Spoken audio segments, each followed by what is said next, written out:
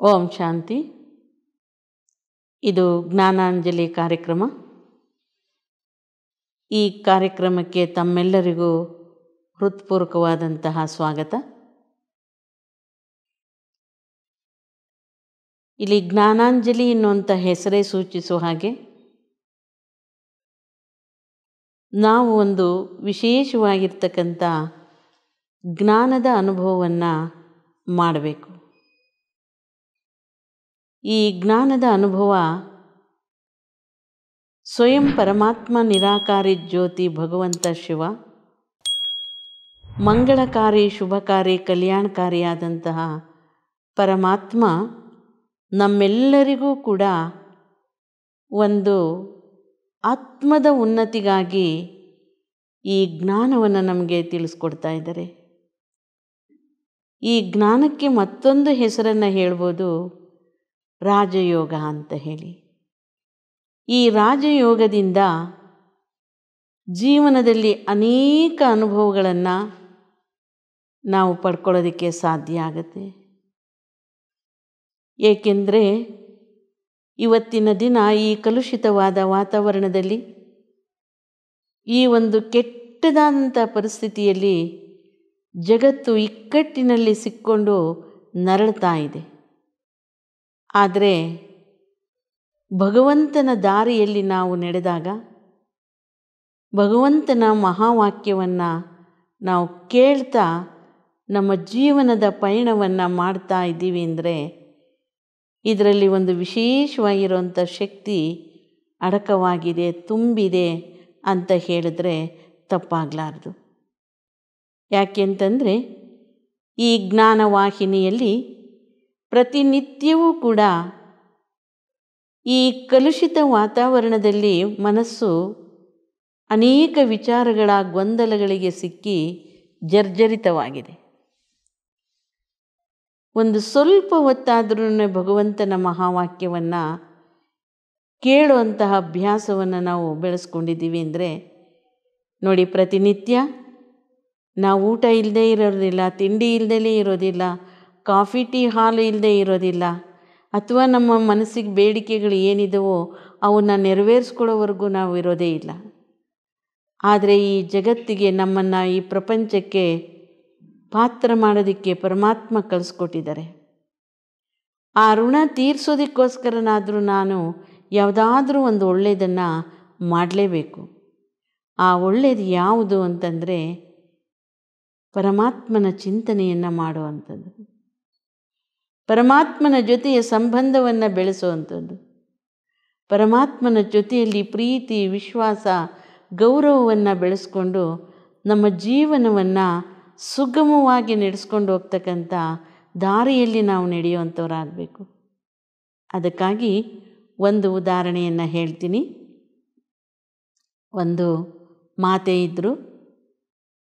ಆ ಮಾತೆಗೆ ಪ್ರತಿನಿತ್ಯ ಪರಮಾತ್ಮನ ಮಹಾವಾಕ್ಯವನ್ನು ಕೇಳಬೇಕು ಅನ್ನೋ ಅಪೇಕ್ಷೆ ಜಾಸ್ತಿ ಇರುತ್ತೆ. ಆದರೆ ಅವರು ಸೇವಾ ಕೇಂದ್ರಕ್ಕೆ ಹೋಗಿ ಈ ಜ್ಞಾನವನ್ನು ಕೇಳೋದಕ್ಕೆ ಅವ್ರಿಗೆ ಅವಕಾಶ ಆಗೋದಿಲ್ಲ.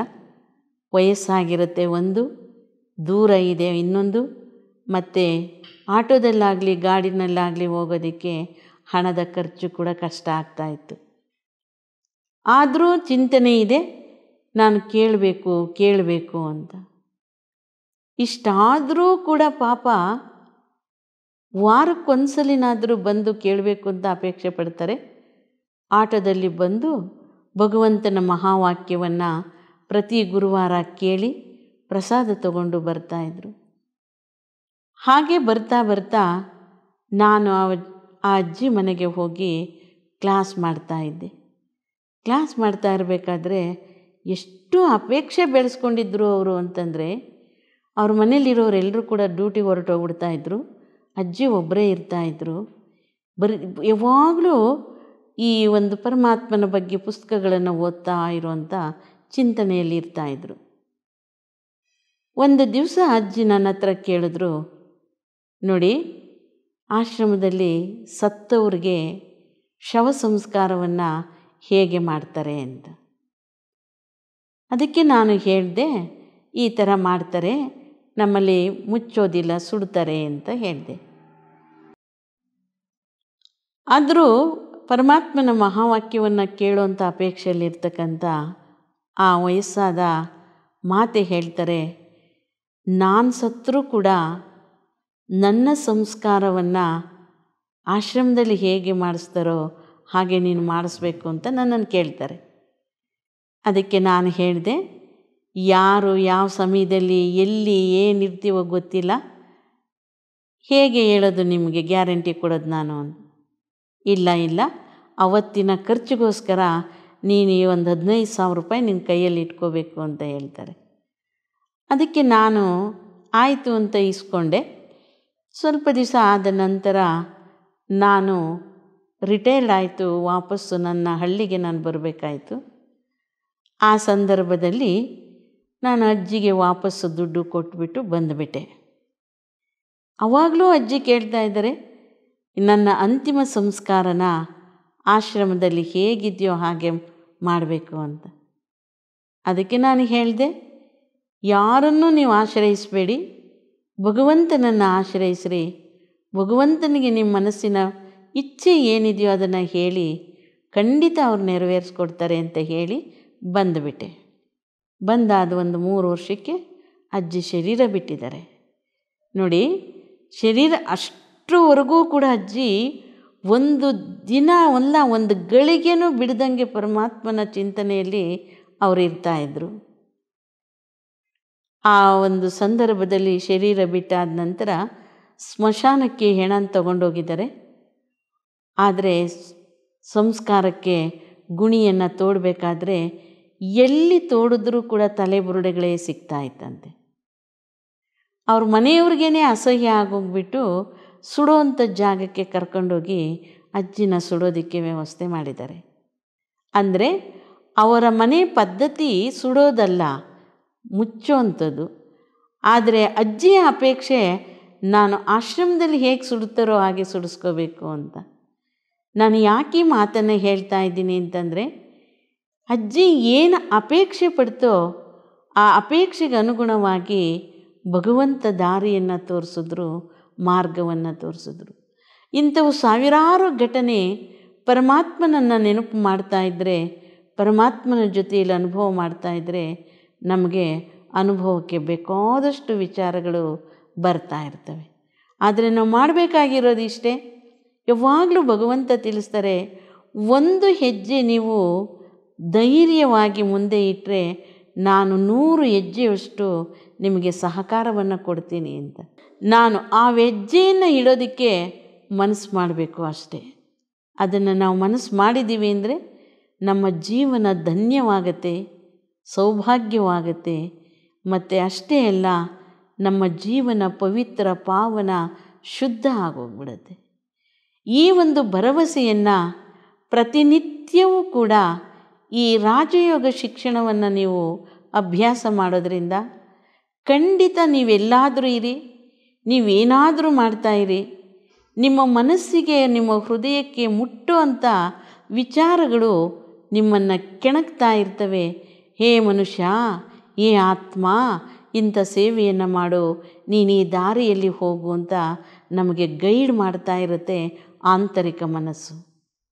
ಆದ್ದರಿಂದ ರಾಜಯೋಗದ ಅಭ್ಯಾಸವನ್ನು ನಾವು ಮಾಡಿದಾಗ ನನ್ನ ಜೀವನದಲ್ಲಿ ಅಷ್ಟೇ ಅಲ್ಲ, ನಮ್ಮೆಲ್ಲರ ಜೀವನದಲ್ಲಿ ನಾವು ಫೇಲ್ಯೂರ್ ಅನ್ನುವಂಥದ್ದನ್ನು ಕಾಣೋದು ಖಂಡಿತ ಕಡಿಮೆ ಇದೆ. ಇಲ್ಲವೇ ಇಲ್ಲ ಅಂತ ಹೇಳಿದ್ರೂ ತಪ್ಪಾಗಲಾರ್ದು. ಆ ರೀತಿಯಾಗಿರ್ತಕ್ಕಂಥ ಶಿಕ್ಷಣವನ್ನು ಈ ರಾಜಯೋಗ ಸಂಸ್ಥೆ, ರಾಜಯೋಗ ಶಿಕ್ಷಣ ನಮಗೆ ಕಲಿಸ್ಕೊಡ್ತಾ ಇರುತ್ತೆ.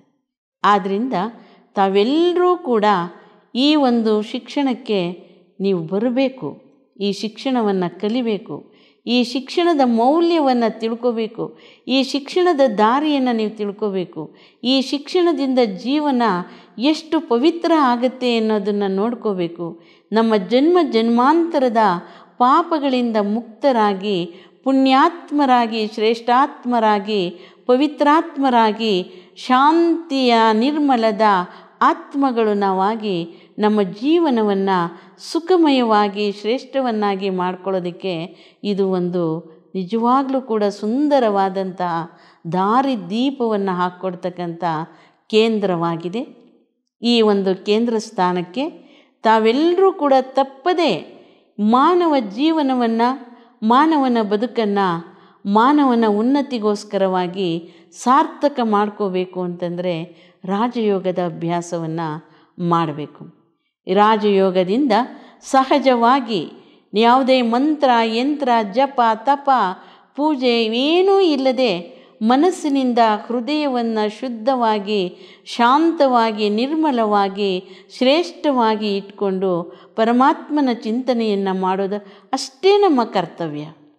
ನೀನು ಯಾವುದೇ ಕೆಲಸವನ್ನು ಮಾಡ್ತಾಯಿರು, ಮನೆಯಲ್ಲಿ ಮಾಡು, ಆಫೀಸಲ್ಲಿ ಮಾಡು, ನೀನು ಎಲ್ಲಾದರೂ ಇರು, ನಿನ್ನ ಮನಸ್ಸಿನಿಂದ ಪರಮಾತ್ಮನ ಚಿಂತನೆಯನ್ನು ಮಾಡ್ತಾಯಿದ್ರೆ, ಪರಮಾತ್ಮನನ್ನು ಅರ್ಥ ಮಾಡಿಕೊಂಡು ಪರಮಾತ್ಮನ ಸಂಪರ್ಕದಲ್ಲಿ, ಪರಮಾತ್ಮನ ಜೊತೆಯಲ್ಲಿ ನಾವಿದ್ದೀವಿ ಅಂತಂದರೆ ಖಂಡಿತವಾಗಿ ನಮ್ಮ ಬದುಕು ಸಾರ್ಥಕವಾಗುತ್ತೆ, ಉನ್ನತವಾಗುತ್ತೆ, ಶ್ರೇಷ್ಠವಾಗುತ್ತೆ, ಪವಿತ್ರವಾಗುತ್ತೆ, ಶುದ್ಧವಾಗುತ್ತೆ. ಇಂತಹ ಶುದ್ಧತೆಯ ಜೀವನಕ್ಕಾಗಿ, ಪವಿತ್ರಮಯ ಜೀವನಕ್ಕಾಗಿ, ಶಾಂತಮಯ ಜೀವನಕ್ಕಾಗಿ, ಆನಂದಮಯ ಜೀವನಕ್ಕಾಗಿ ಪ್ರಭು ಪರಮಾತ್ಮನ ಚಿಂತನೆಯನ್ನು ಮಾಡಬೇಕು. ಆದರೆ ಪರಮಾತ್ಮನ ಚಿಂತನೆಯನ್ನು ಮಾಡೋದಕ್ಕೆ ಮೊದಲು ನಾವೊಂದು ಗಮನ ಕೊಡಬೇಕು. ಪರಮಾತ್ಮ ಯಾರು? ಪರಮಾತ್ಮ ಎಲ್ಲಿದ್ದಾರೆ? ಪರಮಾತ್ಮನ ಕರ್ತವ್ಯವೇನು? ನನಗೂ ಪರಮಾತ್ಮನಿಗೂ ಏನು ಸಂಬಂಧ ಇದೆ? ಈ ಎಲ್ಲ ವಿಚಾರಗಳನ್ನು ರಾಜಯೋಗ ಶಿಕ್ಷಣ ಕೇಂದ್ರ ನಮಗೆ ಒದಗಿಸ್ಕೊಡುತ್ತೆ. ಅಲ್ಲಿಗೆ ನಾವು ಹೋಗಿದ್ದೀವಿ ಅಂದರೆ ನಮ್ಮ ಜೀವನವೇ ಪವಿತ್ರವಾಗುತ್ತೆ, ನಮ್ಮ ಜೀವನ ಸಾರ್ಥಕವಾಗುತ್ತೆ, ನಮ್ಮ ಬದುಕು ಬಂಗಾರವಾಗುತ್ತೆ, ನಮ್ಮ ಬದುಕು ಉನ್ನತವಾಗುತ್ತೆ. ಇಂತಹ ಒಂದು ಸುಸಂದರ್ಭವನ್ನು ನಮ್ಮ ಜೀವನದಲ್ಲಿ ಎಂದಿಗೂ ಕಡಿಮೆ ಮಾಡಿಕೊಳ್ಳದೆ, ಯಾವ ಸಂದರ್ಭದಲ್ಲೂ ಕೂಡ ನಾವು ಕೀಳಾಗಿ ಕಾಣದೆ, ನಮ್ಮ ಜವಾಬ್ದಾರಿ, ಈ ಜಗತ್ತಿಗೆ ನಾವು ಬಂದಿದ್ದೀವಿ, ಏನೆಲ್ಲ ಮಾಡ್ಬೋದು, ಆದರೆ ಪರಮಾತ್ಮನನ್ನು ತಿಳ್ಕೊಳ್ಳುವಂಥದ್ದು ಇದೆಯಲ್ಲ, ಇದು ಅಪಾರವಾಗಿರ್ತಕ್ಕಂಥ ದಾರಿ. ಈ ದಾರಿಯಲ್ಲಿ ನಾವು ನಡೆದಾಗ ನಮ್ಮ ಬದುಕು ಸಾರ್ಥಕವಾಗುತ್ತೆ, ಸುಖಮಯವಾಗುತ್ತೆ. ಅದಕ್ಕಾಗಿ ಪ್ರತಿನಿತ್ಯ ಒಂದು ಸುಂದರ ಡಿಸಿಪ್ಲಿನ್ ಲೈಫನ್ನು ಪರಮಾತ್ಮ ನಮಗೆ ರಾಜಯೋಗದಿಂದ ಕಲಿಸ್ಕೊಡ್ತಾರೆ. ಇನ್ನೊಬ್ಬರಿಗೆ ನೋವು ಕೊಡದೆ, ಇನ್ನೊಬ್ಬರಿಗೆ ಕಷ್ಟ ಕೊಡದೆ, ಇನ್ನೊಬ್ಬರನ್ನು ದುಃಖಿಯನ್ನಾಗಿ ಮಾಡದೆ, ಇನ್ನೊಬ್ಬರಿಗೆ ಸಂಕಟವನ್ನು ಕೊಟ್ಟು ಅವರ ಬದುಕನ್ನು ಹೀನಾಯವಾಗಿ ಕಾಣದೆ, ಎಲ್ಲರಿಗೂ ಬೆಲೆಯನ್ನು ಕೊಡ್ತಾ, ಎಲ್ಲರಿಗೂ ಗೌರವವನ್ನು ಕೊಡ್ತಾ, ಎಲ್ಲರಿಗೂ ಶಾಂತಿಯನ್ನು ಹಂಚುವಂತಹ ಮಹಾನ್ ಕಾರ್ಯವನ್ನು ಕಲಿಸ್ಕೊಡುತ್ತೆ ರಾಜಯೋಗ ಶಿಕ್ಷಣ. ಈ ರಾಜಯೋಗದಿಂದ ನಮ್ಮ ಬದುಕು ಬಂಗಾರವಾದಾಗ ಅಷ್ಟೇ ಅಲ್ಲ, ಜನ್ಮ ಜನ್ಮಾಂತರದಲ್ಲೂ ಕೂಡ 21 ಜನ್ಮ ಸುಖ, ಶಾಂತಿ, ಆನಂದ, ಸಮೃದ್ಧತೆಯಲ್ಲಿ ಇರೋದಕ್ಕೆ ಅವಕಾಶವನ್ನು ಮಾಡಿಕೊಡುತ್ತೆ ಈ ಒಂದು ಭಗವಂತನ ಜ್ಞಾನ. ಈ ಜ್ಞಾನದಿಂದ ನಮ್ಮ ಬದುಕು ಸಾರ್ಥಕ ಮಾಡ್ಕೋಬೇಕು ಅಂತಂದರೆ ರಾಜಯೋಗದ ಅಭ್ಯಾಸವನ್ನು ಮಾಡಬೇಕು. ಇಲ್ಲಿ ಎಷ್ಟೋ ಹಣ ಖರ್ಚು ಮಾಡಿ, ಎಷ್ಟೇ ಫೀಸನ್ನು ಕಟ್ಟಿ, ಎಂಥ ಗುರುವಿನ ಹತ್ತಿರಕ್ಕೂ ಹೋದರೂ ಕೂಡ ನಮ್ಮ ಬದುಕಿನಲ್ಲಿ ಏರುಪೇರು ಆಗ್ಬೋದು. ಆದರೆ ರಾಜಯೋಗ ಶಿಕ್ಷಣ ಕೇಂದ್ರದಿಂದ ನಮ್ಮ ಬದುಕು ಏರುಪೇರು ಆಗೋದಕ್ಕೆ ಸಾಧ್ಯವೇ ಇಲ್ಲ. ನಮ್ಮ ಬದುಕು ಸುಂದರವಾಗುತ್ತೆ, ಶ್ರೇಷ್ಠವಾಗುತ್ತೆ, ಆನಂದವಾಗುತ್ತೆ, ಸುಖಮಯವಾಗುತ್ತೆ, ಶಾಂತಮಯವಾಗುತ್ತೆ. ಪ್ರೇಮ ಪ್ರೀತಿಯ ವಾತಾವರಣದಲ್ಲಿ ನಾವೆಲ್ಲರೂ ಬದುಕೋದಕ್ಕೆ ಅವಕಾಶವನ್ನು ಮಾಡಿಕೊಡುತ್ತೆ ಈ ರಾಜಯೋಗ ಶಿಕ್ಷಣ ವಿದ್ಯಾಭ್ಯಾಸ. ಆದ್ದರಿಂದ ನಿಮ್ಮೆಲ್ಲರಲ್ಲಿ ನಾನು ಕಳಕಳಿಯ ಮನವಿಯನ್ನು ಮಾಡ್ತೀನಿ. ಈ ಒಂದು ಶಿಕ್ಷಣದ ಅನುಭವವನ್ನು ಮಾಡಿ, ಈ ಜ್ಞಾನವನ್ನು ತಗೊಳ್ಳಿ, ಈ ಜೀವನವನ್ನು ಸಾರ್ಥಕ ಮಾಡಿಕೊಳ್ಳಿ. ಮಾನವನ ಬದುಕನ್ನು ಉನ್ನತ ಮಾಡಿಕೊಂಡು, ಶ್ರೇಷ್ಠ ಮಾಡಿಕೊಂಡು, ಬದುಕಿನ ಸಾರ್ಥಕತೆಗಾಗಿ, ಬದುಕಿನ ಏಳಿಗೆಗಾಗಿ, ಬದುಕಿನ ಆನಂದಕ್ಕಾಗಿ ನಾವು ಪರಮಾತ್ಮನ ಚಿಂತನೆಯನ್ನು ಮಾಡುವಂಥ ಅಭ್ಯಾಸವನ್ನು ಈ ರಾಜಯೋಗ ಶಿಕ್ಷಣದ ಮೂಲಕ ಕಲಿಬೇಕು, ಇನ್ನೊಬ್ಬರಿಗೆ ಕಲಿಸಬೇಕು. ಇನ್ನೊಬ್ಬರಿಗೆ ದಾರಿ ದೀಪವನ್ನು ನಾವು ಕೊಟ್ಟಾಗ ನಮ್ಮ ಬದುಕು ಉನ್ನತ ಆಗುತ್ತೆ, ಆಶೀರ್ವಾದಕ್ಕೆ ಪಾತ್ರರಾಗ್ತೀವಿ. ಆದ್ದರಿಂದ ರಾಜಯೋಗದ ಅಭ್ಯಾಸವನ್ನು ನೀವೆಲ್ಲೇ ಇರಿ, ಹೇಗೇ ಇರಿ, ಈ ಅಭ್ಯಾಸವನ್ನು ಮಾಡಲೇಬೇಕು ಅಂತ ಹೇಳಿಬಿಟ್ಟು ನಾನು ಈ ಮೂಲಕ ತಮ್ಮಲ್ಲಿ ಕಳಕಳಿಯ ಮನವಿಯನ್ನು ಮಾಡ್ತೀನಿ. ರಾಜಯೋಗದ ಅಭ್ಯಾಸವನ್ನು ಮಾಡಿ ಸಹಜವಾಗಿ ರಾಜರಾಗಿ ರಾಜ ಪದವಿಯನ್ನು ಪಡ್ಕೊಂಡು ನಿಮ್ಮ ಜೀವನವನ್ನು ಉನ್ನತ ಮಾಡ್ಕೊಳ್ಳಿ. ಓಂ ಶಾಂತಿ, ಓಂ ಶಾಂತಿ, ಓಂ ಶಾಂತಿ.